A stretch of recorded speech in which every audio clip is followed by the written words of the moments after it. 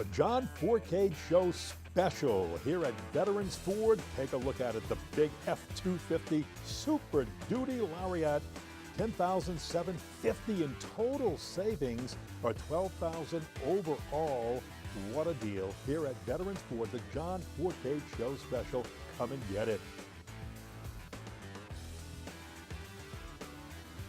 Ken Berthel out sitting in for Mike Detillier, who returns next week along with John Fourcade. And John, boy, unfortunately, we got to talk about the Saints and the Bucks and what a disappointment that was. First of all, the Saints do not play well in the month of December. Overall, in their last 17 games, they're 8-9 in the month of December, 2-3 even in 2013 when they were making the last run at the playoffs. What's wrong with this team in the month of December that, in this case, maybe has been wrong with them all season? You know, first you said we have to talk about the New Orleans Saints in this segment. We don't have to, but we will. The New Orleans Saints are struggling overall. Let's be honest here. You know, I've watched them all year long. It's like riding a serious roller coaster with this football club. Early in the year, everybody was ripping the offense. The defense. Look, they lose 16-11. You give up 16 points, you must win football games. 11 points, the Saints scored. 0 touchdown passes for the second straight week for Drew Brees. Look at the penalties. 6 interceptions. A lot of penalties, the New Orleans Saints right there. You know, the total offense for the Saints, 294, the Buccaneers, 270. You can't blame the defense, and that's what I was trying to get to the point, Kenny, is this Saints defense has upgraded himself playing in the last 5 weeks, but the overall offense performance in the last 5 games has been horrendous. And, you know, I'm blaming the offense for their downfall here at the end of the season. Early in the year, defense because of new players, new coaches, whatever it may be, but their defense has played well and their offense has gone backwards. All right, I want to talk about the offensive line and Drew Brees. Look, the O-line, as soon as Unger's out, and this is an old stat, Buddy D used to talk about it all the time. Mike Detillier and I were talking about it last night before he had to leave for a trip that he's taken today. When you lose your starting center, 84% of the time, you lose the football game. A team loses the football game. So that was not a good situation. But even when he's there at center and starting, there's been something wrong with Drew Brees. He has lost the oomph.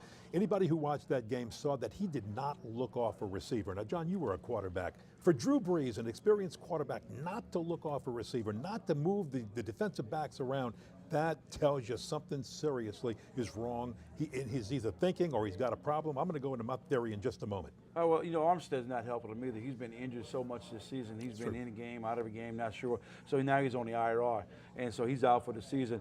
Granted, they don't have the best offensive line to protect Drew, and that shouldn't be any cause for quarterback. First of all, quarterback shouldn't be back there thinking about my line protection. You need to find where your receivers are. There's lanes to throw, and you need to start moving around. I'm not seeing that with Drew. As far as forcing the football, he is dead-eye on one receiver, trying to get it to a certain player. If it's not trying to get it to Cooks all the time, he's eyeballing his tight ends down the field. People have caught on to this. But why? Balls blocked. Why? That's not Drew Brees. Why, why is it happening now? Let's be honest. Father Time's catching up with people. Father Time will catch up with you. It caught up with me. It caught up with players playing. As you play in football games, it's getting to you.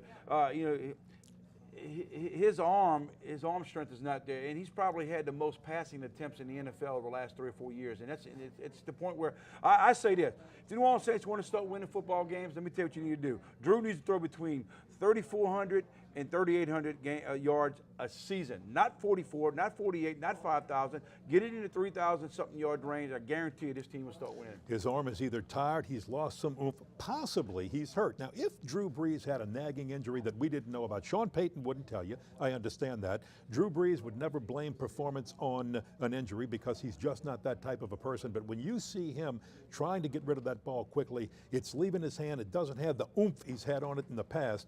When you see those kind of things, he's either masking an injury or, as you said, he's just got a tired arm at this part of the season. And look, I think he's just trying to get rid of it quickly so he doesn't get hit. He's got to protect the 37-year-old body. Right, I'll say this much for you.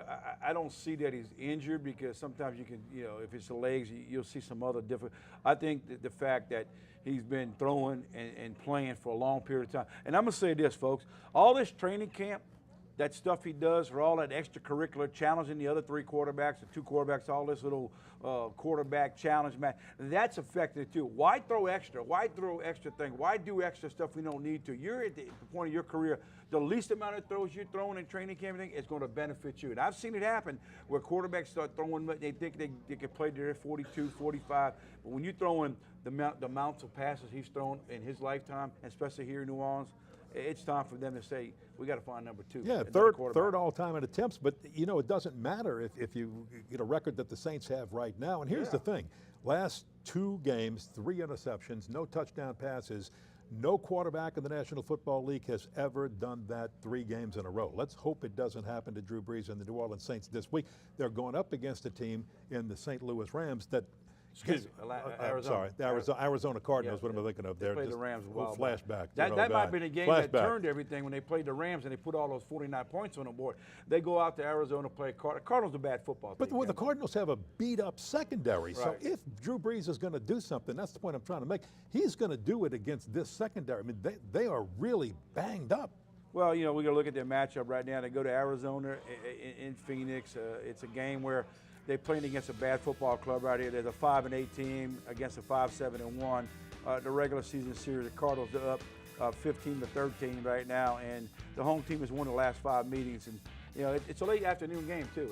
Here in New Orleans, it's a 3:05 kickoff. Well, depending on what happens today at practice, this Thursday at practice for the Cardinals, Tyrann Mathieu may or may not play. The Honey Badger's going to see if his shoulder's okay. But you know what? They also have a safety in Brent that is on the injured reserve.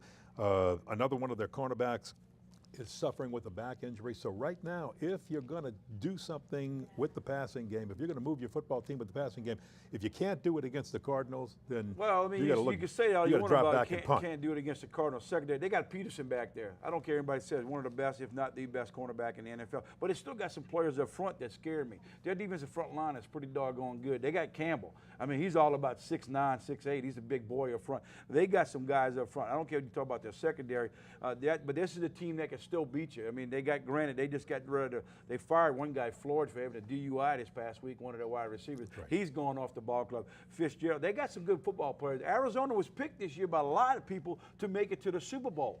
Well, that ain't happening.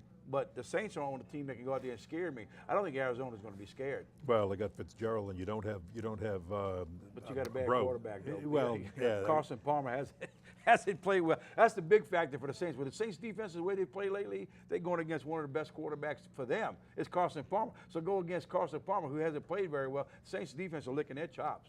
Well, just watch that offensive line because it starts there, and if they can't protect Drew, then Drew can't take advantage of a injured secondary, and we'll see what happens there. Cross your fingers. But does anybody care for the last 3 games? Quickly. It's draft pick position right now. We'll see what happens. We'll be back with more right after this, and we are here at Veterans Ford. This is the John Fourcade Show. Back in just a moment.